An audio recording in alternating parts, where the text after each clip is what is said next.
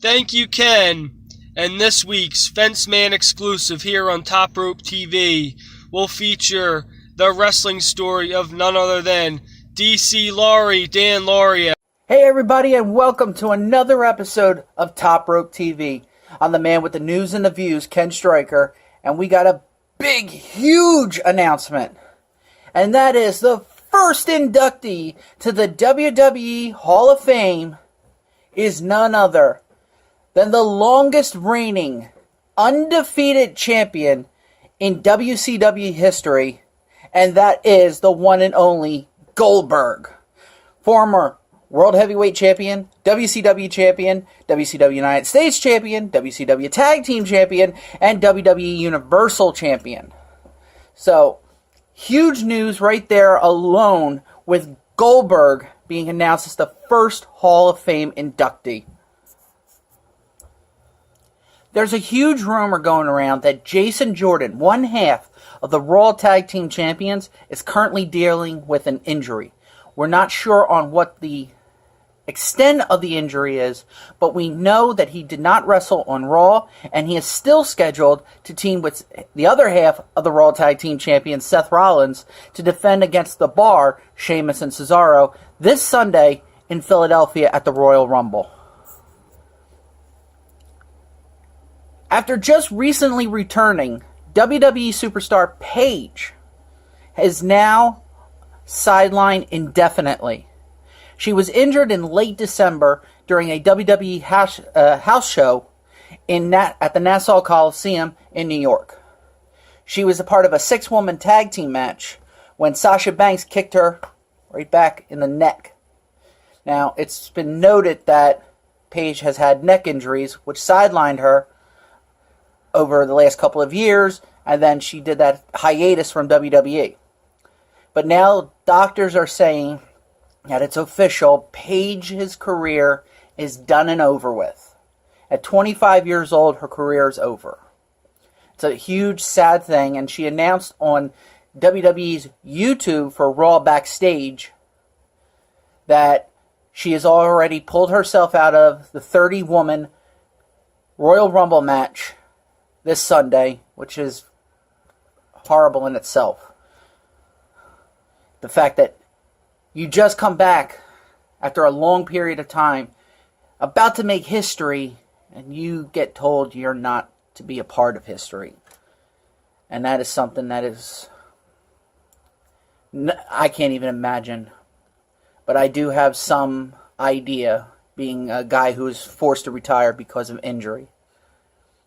But, Paige, whatever you do, hopefully she'll still be on WWE TV, managing Absolution, and we'll still get to see her, but no more in-ring.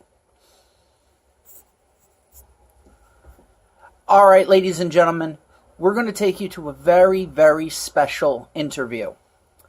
Now, Alan Fenstermaker usually does the Fenceman exclusive, but he was one of the people that helped edit this very special interview. We're going to take you through the life and career of one of Top Rope TV's original hosts, DC Laurie. So, Alan, introduce us to DC Laurie. Hi, this is Dan Laurie.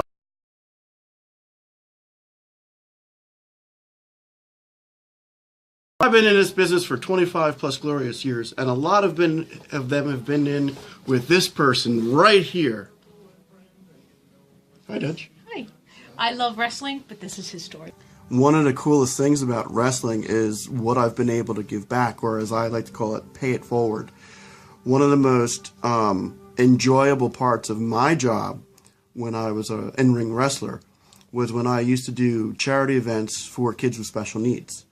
Because kids with special needs see you go into that ring and they don't care. They never cared that I was only 5'8". They looked at me and they treated me like I was 6'8". They treated me like I was Hulk Hogan. You know, once you get out there, once you leave that locker room area and you hit that curtain, it's on. Okay. And those kids, those special needs kids absolutely love you. and they love to be a part of it, and they're happy that you're there, and they're happy that you're part of their lives, and they let you know that. And I always got the biggest smile on my face when we were doing the charity shows for wrestling fundraisers, or anybody else for that matter, because the kids loved you, and they let you know that they loved you, and they let you know that right there for that particular moment, you were the most important thing in their world. Okay? And, I was saying earlier, in order to be a wrestler, you have to have even a little bit of an ego, because, let's face it, I forget who, but somebody said you're going out there in your underwear in front of like tens of thousands of people. For me, it was probably more like tens of hundreds, but it's still the same thing. And, so you're there. It's what we call, it's your spotlight. You're the center of attention. You're getting all the pop. You're getting all the cheers. But at the same time, it's not all about you, because it's a charity show and you're trying to make their lives more interesting and their lives more enriched. So at the same time, it's about you, it's about them. Okay? And, if you've had a good match and you gave it your all, I always, no matter what I do, I try to give it 100%. It might be the drivel and shits, but it's still, I try to give it 100%. And, so once you're finished your match and you go back in the locker room and you start, cleaning up and putting your clothes back on, I always used to walk out of every single charity show knowing that I did everything I could to put a smile on that kid's face. I left it out in the ring, and I gave a little back to my community, and I paid it a little forward for everybody that came before me, hopefully role modeled for everybody that's going to come after me. And what else can I say? That's one of the coolest moments that I had. My son has MD, so as a father, you always, no matter what you do for a living, hope that your son's going to follow in your footsteps. Because of his MD, obviously couldn't. But when he was younger, we got into something called Challenger Softball. And I never heard of it, but it thinks Special Olympics, but the difference being you can actually go out there and help him, hand over hand and hold that bat, okay, and help him run the bases. And I was like, wow, this would be really cool if we did something like this in America's Wrestling Fundraisers, which was our all charity shows. And I thought, why don't we do something like, a challenger title, okay? We'll call Danny, we'll give him my gimmick name, Freebird DC Lurie, the third. We won't do the South Philly Fury part because he always has a smile on his face. And we'll make him the AWFR featherweight champion, okay? And what we'll do is we'll bring him out in his wheelchair. We'll take him out to the ring. We'll take him out. We'll bring him into the ring, okay? And we'll explain what it is that we're doing. And we'll have one of our guys from Philly Fury, and eventually, actually, we did it with Triple F Femme Fatale Fury too. We'll have one of the guys defend Danny's title for Danny, okay? And it was one of those things where, especially when I'm coming up with an idea, I never know if it's going to be a good idea or a really bad idea, because you never know if you're going to offend, anybody in the locker room, or if you're going to offend somebody in the audience who has a special needs kids while you're making a mockery of this. But I just felt like, besides doing the fundraiser, we could also do a little bit of awareness, okay? And I felt like if we could tell people about Special Olympics or charities, Challenger Softball through this, this match, maybe somebody will have learned something they didn't know and be able to let their kids, do something they would never have been able to do before. So we did it. It was at EAW Reborn. It was a July show, so it was like really hot. And Danny shows up, and we bring him out to the ring, and we brought the guys from the original Philly Fury to bring him out. I was already out there, and my I don't think the current Philly Fury had the tag team championships yet. So we were concentrating mainly on the challenger belt, which we had for him. And in fact, we brought it out. So it was on his chair as we rolled him out. And we rolled him out. We brought him into the ring. I held him and the belt, or the mic, or I don't know how I did all three at the same time, but I think somebody was helping me. And we told the story. And by the time I was finished telling the story, and I didn't know this at the time, I was told later by Matt Tremont, really cool guy, class act. And in fact, he has his own Fed now. By the time I was finished telling the story, there was not a dry eye in the house. So we got our message across. Okay? That was the good news. The bad news was the kid who was supposed to come out and challenge Danny for the belt was a student of Outpatient Scotty Ice, one of the guys in the current version of Philly Fury. And after I had finished telling the story and he came out to challenge my son, he couldn't talk because he was so taken by what we had to say that he didn't want to insult my son. And let me tell you something. It went from being a very good moment to a very awkward moment pretty quickly. But somehow or another, we got through it, and we did the match. And I know when we were at DWF Loco, we did the same thing. A young lady named G-Bear had lost her leg in a car accident. She was walking, but some woman did the same thing. A young lady named G-Bear had lost her leg in a car accident. She was walking, but some woman decided to hit her anyway. And we did a charity fundraiser for her, and when she was well enough to come back after coming out of the hospital, we explained my son, we explained what we did for G-Bear, and then we had two girls who were trying out for Femme Fatale Fury do a singles match, and we had Ada Marie, the Psycho Siren, versus Desiree Clash. Ada was almost as nervous as this kid who did it with Scotty Ice a couple of years before that, because you could actually see her shaking because she did not want to put on a bad match, for my son and for G-Bear.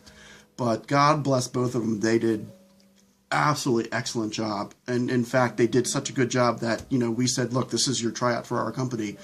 And they were like, oh, but they did such a good job that Ada stayed with us for a while, was our WDW champion. And then after a while, she left, and Desiree became our DW, how do we say it?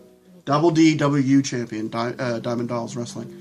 So, all in all, pretty good. Not a tear in the house, not a dry eye in the house for one match, and then we wound up with two different women's champions from the other match. So, we got our point across. We got people aware of the fact that kids like my son and other people's kids do not have to just sit in a wheelchair all the time and do absolutely nothing. You still have a life of some kind. And we wound up with some really good talent, from the wrestling side because of it. So all things considered, I'd say not a bad day. Okay. That, I think everybody that I've ever talked to from the interview side has the same story. I remember when I was a kid, because anybody who's ever made it in this business, it's the same story. When I was a kid, I remember waking up on Saturday morning and turning on the TV, and they used to do a house show at, I want to say 48th and Walnut, and it was TV taped, and it was all of the guys that were on the main roster. Obviously, I didn't know this at the time I was a kid. It was all the guys on the main roster of WWF, that's how old I am, and they would bring in the local guys from the local territories. And I remember at one point or another, I don't remember when I started doing this, but I would start making a list of all the guys from Philadelphia or Pennsylvania area. Like, I remember Dominic DiNucci being from Pittsburgh, Pennsylvania. I remember eventually finding out that Johnny Valiant was from Pittsburgh, Pennsylvania. I remember, and actually met Johnny after a while. And I remember AJ Petruzzi, Jim Thorpe, Pennsylvania, I think they said he was from. And I remember once I became a worker meeting him. But I made a list of all of these guys from Philadelphia or Pennsylvania, and I'd be like, oh my God, he's just from, I know that neighborhood, This was, again, I was a kid, this was way before ECW, okay? And thinking, I would love to be that guy. Oh my God, he's from the neighborhood, or he's from here. I know that, that town. And I would be like, I would love to do this someday. Love. And I was always the kid who, I don't care how bad or how good the guy was, I always rooted for the good guy, okay? And I would be like, oh, come on, get up, you can, I remember Chief J. Strongbow, okay, for those people who remember who he is, used to take a pounding, and he had a really hot temper too. I found out later he was Italian, so I'm like, oh, that's where that came from. And he would be winning, and then the guy would be cheating, and then he would get pissed off, and then he would lose focus, and then he would take a pounding, but then he would not really Hulk up, but kind of like that, he would Chief J. Strongbow up, and he would start, going like this, and then he would start doing his war dance, which I'm not even going to try to do, okay, and then he would, Strongbow up, I'm going to call it that, I don't know what they called it. And then, he'd do his war dance, and he would start coming back, and he would start, chopping on the guy, in the front, and I guess chopping this way. I don't know what's that called now. On the back, and I was like, yeah, go. But the thing that put it over for me is, again, I don't know how much you guys remember about this stuff. I'm going back, okay? The Valiant brothers were the tag team champions, and if I remember correctly, and I don't remember if it was Jimmy or Johnny, one of them got hurt, and they were defending their title, and the decision made was, even though he's hurt, we want to keep on going with this. So they brought in Jerry Valiant, and I'm like, wait, there's three of them? And the thing that I loved about that was that I'm the oldest of three brothers, okay? And I was like, oh my God, there's three of them. They're brothers. This is so cool. And I think it was the first time I didn't care that they were the bad guys because they were brothers and there were three of them. And I was like, this is what I'm going to do for the rest of my life. I'm going to be like the Valiant brothers, and we're going to go for that tag team title. And I'm going, and we'll, two of the three of us will defend it. And I think by the time the Von Erichs and the Freebirds came around, I don't know how old I was then. I in my 20s, I guess. But it's the first time I'd ever seen a six-man. And it was the Von Erich brothers, the three of them, versus the Freebirds for the six-man title. And if it was the early to mid 80s, it was only a few years away from me actually getting into the business. And I was like, oh my God, there's a six-man title now. And NWA had with Dusty Rhodes, the Road Warriors had one too. But I don't remember which one I saw first. I just remember just totally marking out to the fact that there was a six-man title and the Von Erich brothers were defending it. So I was like, Dwayne David, you're coming in with me. And unfortunately, they never did.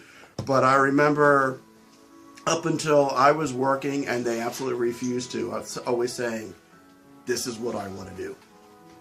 So there it is. Thank you if you sat here and watched the whole thing. Just wanted to thank you for that, and thank you for sharing a part of my story and a part of my life, and hope to see you soon.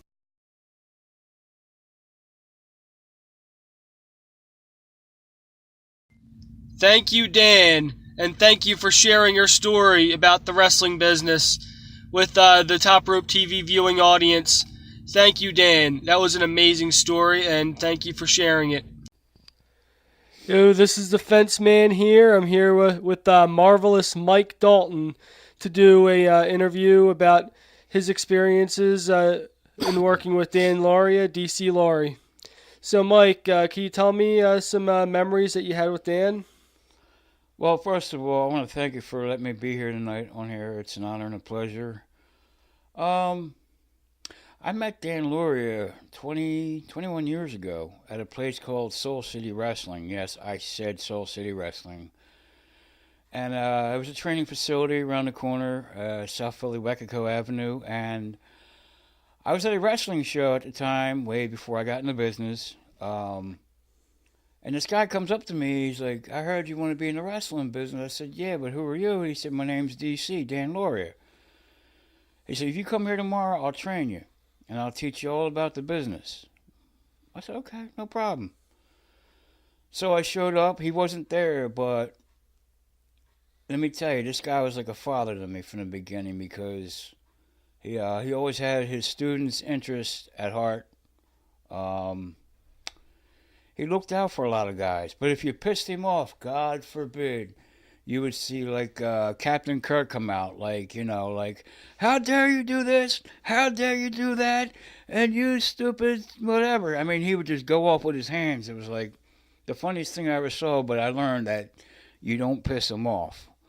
I remember we were doing a wrestling show up in Seaside Heights for NAWAWFR, and everybody was in the locker room doing their thing, just hanging out and doing whatever. And we hear the audience go, ooh, ah, really loud. So I got my curiosity up, and the guys I was managing at the time, 38 Proof, we all went out and saw that Dan had got slapped in the face by a tall guy by the name of Equalizer, and he had a handprint across his face. And needless to say, we all went out there to watch Dan's back, and the guy ran away, and that was the end of that. So, that guy was never seen from ever again. But he was also the kind of guy that was giving. If you didn't have any money, he'd say, you know what? Don't worry about it. I got you. Eat. Pure Italian would come out. If you don't eat, you insult me, and you don't want to insult me because you'll piss me off. I've seen him go off on some students at the old training facility. And he would go in there and show them how it's done. And they didn't do it right, he would just make them go do it again and over again and over again. And he also did a thing over, the Hamilton High School, where we did a fundraiser. And it was a benefit for his son, Danny. I forget what his son has. He has some kind of muscular disease. But I remember that night as clear as day. He let his son win the belt, and that was a historical moment. But also, I could tell you that Dan's a good friend. He's family. He's like my brother. He's like my wrestling father. He told me the ins and outs of the business. He told me, he said, well, every time you go to a show, don't act like a mark. Act like a professional because this is what you do for a living. This is your passion. You don't go in there acting like a fan. You go there, you watch the show, critique it if you have to, but leave, but conduct yourself as a professional at all times. It was him and some other people that taught me the ropes. So, is there anything else you would like to know? That should just about cover it. Is there anything else you'd like to add about Dan Laurie? Dan, from me to you, just want to say I love you, and I thank you for everything you've ever done for me. Johnny Logan, you've done a lot for me too, but, Dan, I just want to say thank you for everything, and for mentoring me and bringing me into this business. So I just want to say thank you from the bottom of my heart, brother, and I love you. Cool, thank you for joining us here on Top Rope TV's Fence Man exclusive. Now, without further ado, back to you, Ken. All right, and that, ladies and gentlemen, is the one and only DC Laurie. But we need to get on to some news and views. And next one is another shocker, as WWE may be signing its next TV deal with Fox? Fox recently was bought out of its entertainment, as in all the characters that they've owned, from Predator to Aliens to the X-Men to Deadpool and all those other superheroes that they bought making Fox movies. They're looking to rebound a little bit because they sold out for a hefty amount, but they still want to be right up there. So they're looking to sign the WWE. Now Fox is getting ready to lose the UFC contract that they have. Now if this happens, Monday Night Raw would have to go back to 2 hours because of local Fox affiliate news stations. And SmackDown Live would be going to Fox Sports 1. But it's not set in stone, so we'll learn more as it develops. Former WWE Champion Rey Mysterio may be signing with Impact and making his debut very, very soon. It has been dated all the way back to the summer of 2017 that they've been trying to get him into the Impact Zone, even long before Global Impact was disbanded. But it's not all set in stone either. Mysterio told ESPN December that he's not currently signed to any deal. And he doesn't want to be locked up in any company. He wants to remain an independent contractor so that he can work both the United States and Mexico, and also choose which days he wants off so that he can be with his family, so he can watch them grow up. He doesn't want to make the same mistakes he's seen so many others have made over the years, and that was one of his main priorities since he's left WWE. WWE has recently revealed that Samoa Joe had suffered an injury to his right foot.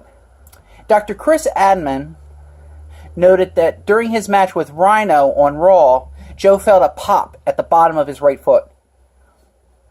They're pretty sure he has a plantar fascia rupture, which is thick tissue rupture under the foot. He's going to get an MRI to confirm it, but this totally takes him out of the Mixed Match Challenge, where he was going to be teaming with Bayley. But since that announcement, Joe has been replaced with Elias. And speaking of the Mixed Match Challenge, the full teams and the bracket and the charities have been announced. And they are Raw's Finn Balor and Sasha Banks will be representing the Special Olympics as they take on SmackDown's Shinsuke Nakamura and Natalya, who are battling for Make-A-Wish. The Miz and the undefeated Asuka are looking to donate to Rescue Dogs Rock as they face Big E and the first ever Miss Money in the Bank Carmella, who are representing Kaboom, a non-profit organization that helps communities build playgrounds for children.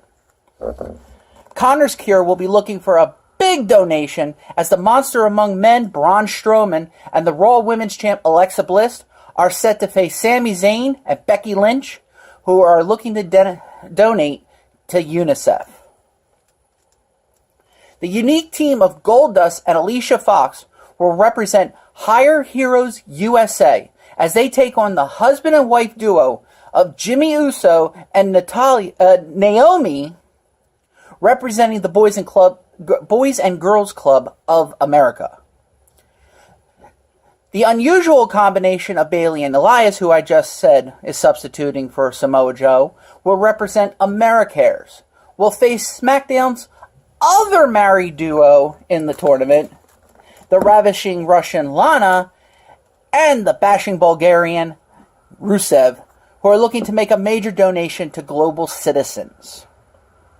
And finally, representing the Susan G. Komen Foundation, Apollo Crews of Titus Worldwide, who is replacing a flu-ridden Cruiserweight champion Enzo Amore, will team with the awesome Nia Jax to take on the glorious combination of Bobby Roode and the SmackDown Women's Champion Charlotte Flair, who are looking to take the Mixed Match Challenge Championship to their charity. Forgive me, ladies and gentlemen, I'm a little excited about this tournament. Girls Up, a charity for girls by girls campaign channeling the energy and enthusiasm of America's girls into a powerful force for change for girls globally, which, get this folks, falls under the banner of the United Nations. So they're taking on one of the biggest charities involved in this. Now, the semifinals of this tournament will include a special second chance fan vote, in which the WWE Universe will have the ability to give an eliminated team a second chance in the tournament. The series is set to be 12 episodes and will premiere on January 16th, with each episode being 20 minutes. The show will fill WWE's 10 p.m. Eastern time slot currently held by 205 Live. Following the show's premiere, 205 Live will begin to air at 10:30 Eastern.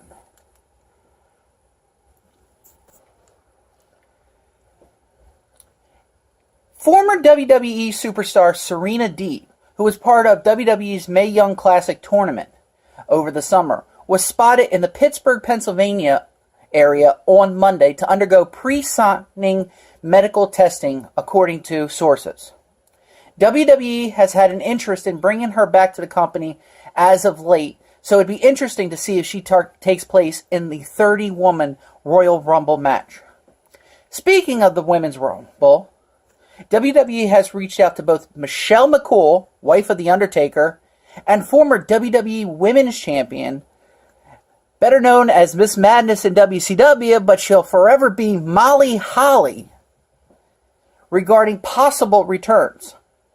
Molly Holly has been confirmed for the all-women's Royal Rumble match. There are also rumors that Hall of Famers Trish Stratus and Lita are surprise entrants. So it's looking really, really big, and I cannot wait to see who the surprise entrants. The Royal Rumble match has always been one of my personal favorites. The last couple of years have been a little lackluster, but this year I'm really excited. And I'm really excited for the women's Royal Rumble match. It's going to be huge. I know it is. And I'm not quoting a certain orange jackass down in Washington, D.C. January 22nd is going to be the 25th anniversary of Monday Night Raw. And the following superstars of Raw's past have been fully confirmed. And it will be the Texas Rattlesnake, Stone Cold Steve Austin, D-Generation X members Triple H, Shawn Michaels, X-Pac, and the New Age Outlaws. The NWO, Kevin Nash and Scott Hall. No word on Hulk Hogan yet. But it's going to be the APA, the Dudley Boys, The Undertaker, Ric Flair, John Cena, Brock Lesnar, Jim Ross and Jerry the King Lawler, Dean Ambrose, the Bella Twins, as well as members of the SmackDown roster. It has also been announced that The Miz, who has returned after being off of television for weeks filming The Marine 6, will challenge Roman Reigns for the Intercontinental Championship. And it will happen on Monday, January 22nd, live from the Barclays Center in Brooklyn, New York. Now, if you're a fan of this show, you're also a fan of some great old school wrestling. And that's why I'm proud to announce that WWE has just added Mid-Atlantic Championship Wrestling 1981 to 1983. That's nearly 100 episodes of MACW. And now available on demand on WWE Network. Relive more than 70 hours of the storied wrestling promotion spanning more than 2 years from September 1981 to October 1983, which is filled with WWE Hall of Famers, such as the Rowdy One, Roddy Piper, Ricky the Dragon Steamboat, Jake the Snake Roberts, Ric Flair, and others as they began their illustrious careers in this legendary wrestling territory. Speaking of history, it will be made on Wednesday, January 17th, at an IPW event in the United Kingdom. It has been announced by IWGP Junior Heavyweight Champion Will Ospreay, who has tweeted out a graphic of him advertised to face WWE United Kingdom Champion, the Bruiserweight Pete Dunne. This will mark the first time in history that a WWE superstar and an IWGP superstar, who are both champions, will face each other. No word yet on if either title is on the line, but it would be great if it was for a title match, which would take the United Kingdom Championship to new heights. In an update on Neville's status with the WWE, Neville is still under contract with the WWE, but he wants out of the company. The belief within WWE is that the company will not grant him his release and will make him sit out the remainder of his contract, and once that deal has expired, he will have a 90-day no-compete contract. In this man's opinion, as soon as he is released from WWE, indie promoters need to get work on signing a match between the King of the Cruiserweights, Neville, and a certain former Top Rope Wrestling Tag Team Champion who, in my honest opinion, is the real King of the Cruiserweights, King Blackie. And battle between the two men who claim to be the King of the Cruiserweights would be an instant classic that would draw big money. I'm just putting it out there, promoters and bookers. Just think it over. Think it over. And if you got questions, you can contact us here at Top Rope, and we will hook you up with the best of King Blackie. Alright, ladies and gentlemen, it's that time of the night where we bring you the Top Rope Wrestling Flashback Match of the Night. And it's a doozy, so check it out.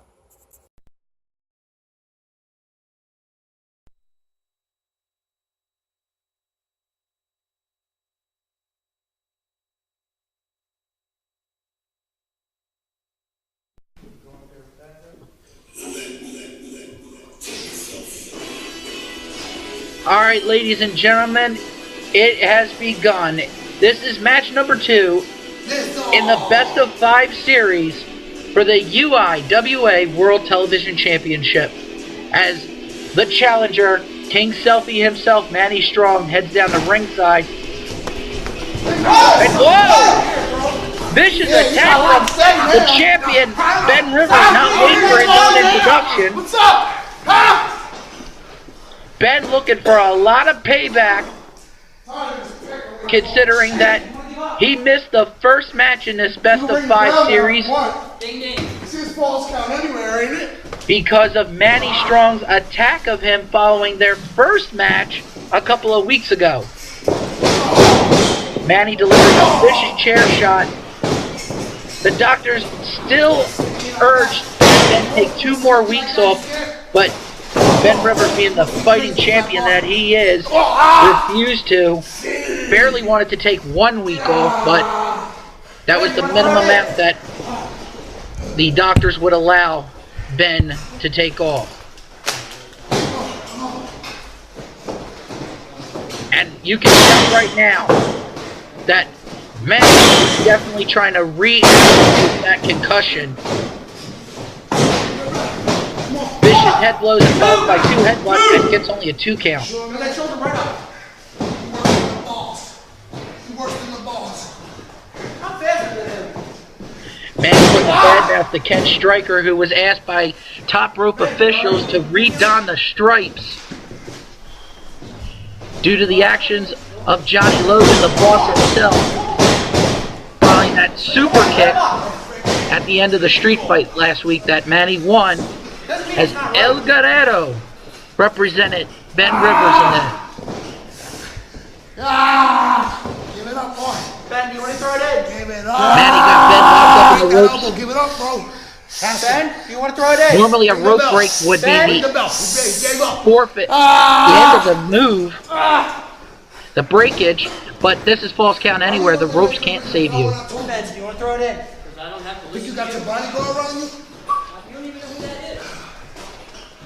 Manny putting the bad mouth to ringside officials. A couple more clubbing blows. to the shoulder blades. Oh, from that second rope, a diving foot stomp. You don't make me hurt you. And Manny with that vicious kick. Sends Ben Rivers to the outside. And this is where this match gets its name. Pinfall, submission, anywhere. Ooh! Diving forearm shot off the ropes. Almost puts Ben's head through the table. This legal. This legal. Ben not looking too good right here. We don't know how much more damage that concussion has done to him. And this is something we've seen Manny do the last few weeks, is choke out his opponents using their own shirt. Just showing the vicious nature. Ooh.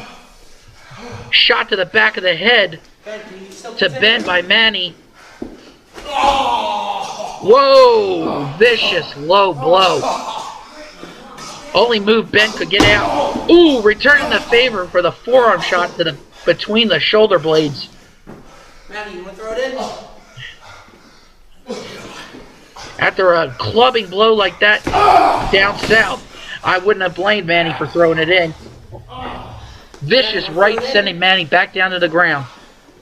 You want to give up? Manny's also going into this not with the right head. Ever since his incident with Slim Whiskey when he was going after the Top Rope Wrestling Championship, he has not really have been all there, you could say. And I don't mean that in the sarcastic way. I mean, you could definitely tell that something happened. Whoa! Ben sets up the chairs and Manny reverses and throws him through it. Ben, you want to throw it in? Yo, keep your Manny hands throwing off. the referee out of the way. And Manny's gone through a dramatic attitude change ever since that match with Slim Whiskey. Keep selfie do from now on. It's what I do from now on. It's what I do. And what he does is he's been hurting Ben week after week. If not physically, then mentally, sending out his messages. Give me the belt. Oh. Both of these guys going one-on-one. Manny majorly angry that since that match with Slim Whiskey, he has gone through the fans turning on him and chanting Vomit City or Pukeplex City. Ooh, back body drop right there on the floor. The only thing between that hard floor and Manny's back was that very, very thin play matting. Ben only able to get a 2 count off of that. That play matting is not very thick, ladies and gentlemen. Manny, I'm going to start counting you out if you don't get up. 1, 2, This stinks. 3, Ken Striker starting to count out Manny. 4. Ooh!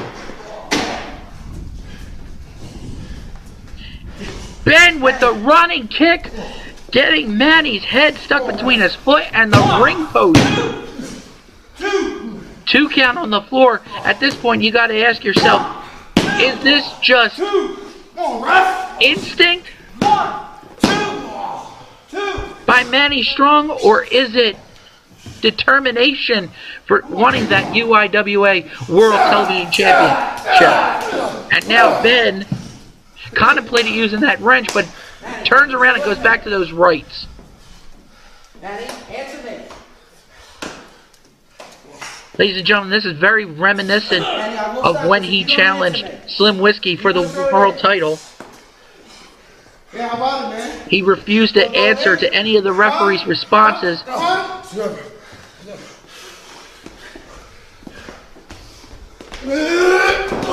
Boom! Ben sent him face first into that pole one more time. Manny, come on. Ken Striker with a look of concern on his face. Ben rolls him over. 1, 2. Come on. Ben very frustrated at himself. You know what? But like I said, this might just be instinct by Manny Strong. Come on, Manny. Come on. Come on. And now Ben's getting ready to set him up. It looks like he's getting ready for that Kool-Aid twist.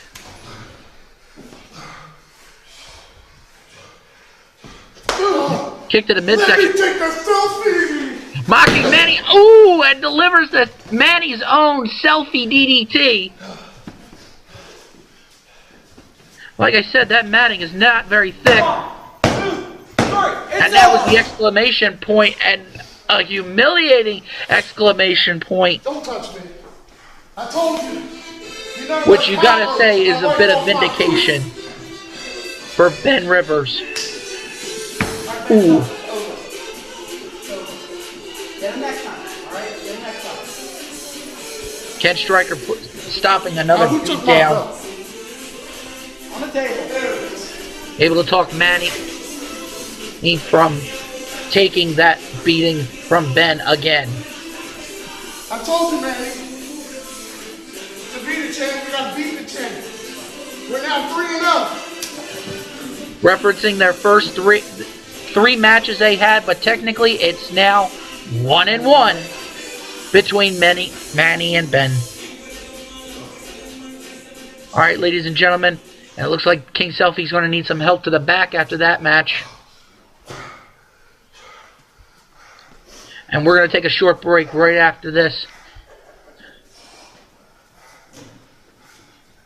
And, oh! Come on! Ladies and gentlemen, unsportsmanlike. We'll be right back, ladies and gentlemen. Ben, we just want to get some post-match comments from you. Shoot. What is your thoughts on your match tonight with taking your first win in the best of 5 series? Listen, I did exactly what I said I was going to do. I was going to squash him like a cockroach and scrape him off the bottom of my boot. Now, as far as the track record between me and Manny Strong, I believe I'm 3-0 against Manny. If my math is right, that's 3 wins to none against Manny Strong. Well, sending your tag team partner El Guerrero last week, and that does count against you. Listen, that was not my fault. The doctors specifically said that I couldn't, even against my will. They held me back. They restrained me because I was trying to fight to get out of the facility I was in. They had to strap me down and hit me up with some sedatives, and it sucked. What the heck was that? Who's stinging around me? Anyway, the simple fact is this. As far as the series goes, Manny, you got 1. Me, I got 1. We're tied. But there's still 3 more matches to go. Granted, all I need is 2 more wins, but you might get lucky like you did the first match. Next match is a submission match. How do you prepare for that? How do I prepare for that? I'm going to have to make some phone calls to a couple little buddies of mine to show me a little thing or two. Submissions aren't exactly my thing. I'm more of a brawler. I'll go out there, whoop some ass, and leave. But as far as submissions goes, I believe I'm going to call my buddy. I think you all know him. Rob Prefontaine, you know that guy? Yeah, I'm going to give him a shout and see what's going on with that. See if he can show me a few things in that ring. Now my head hurts. If you can just leave it. If you have no other questions for me, please. All right, thank you for your time. Thank you. Really? You're going to grab a fan like that? Ken, please. It's not even about you right now. It's not even about the fans right now. I told you I don't even like the fans. Why you keep bringing them up to me? Because Ben. it's going to cost us... Ben! You are getting in so much trouble day by day, week by week. You want to come out here and pull out those little games you pulled out today? Huh? Kick my head into the side of the pole of the ring? Got me dizzy? Backdrop me on the floor like that, Ben? You think I just threw you and get some chairs? That was fun? Ben, this is going to get serious. I am so upset. Hey, You have big I problems. only have a second. I'm very busy. I'm sick and tired of you, Look at Mr. Logan. Listen, I'm not even talking to him right now, so give this to him and he'll get it.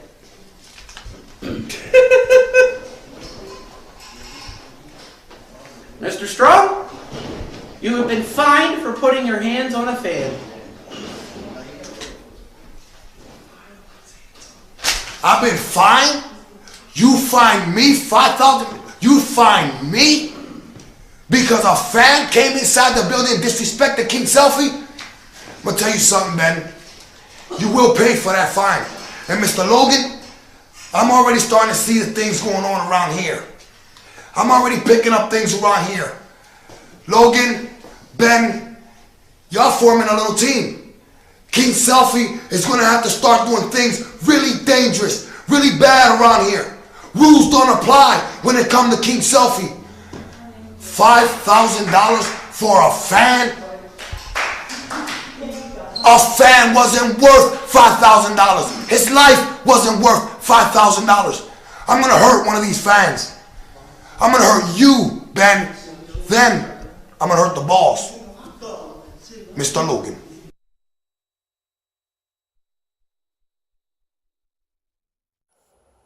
You enjoyed the Top Rope Wrestling Flashback Match of the Night.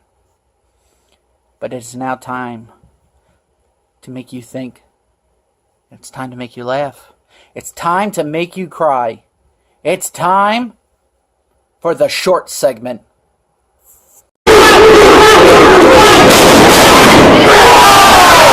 Alright, ladies and gentlemen, we're going to leave you with two pieces of news. One on a high point, one on kind of a sad point. On January 6th, former WWE and TNA performer Christy Hemme has given birth to quadruplets. She had 3 boys and 1 girl, and all are doing well. So we here at TRTV wish her the best and congratulations on the birth of your babies. But we're going to have to leave this on a sad note, as we lost another brother in the wrestling world. Warrior of Wrestling's very own Frankie Getz passed away this week.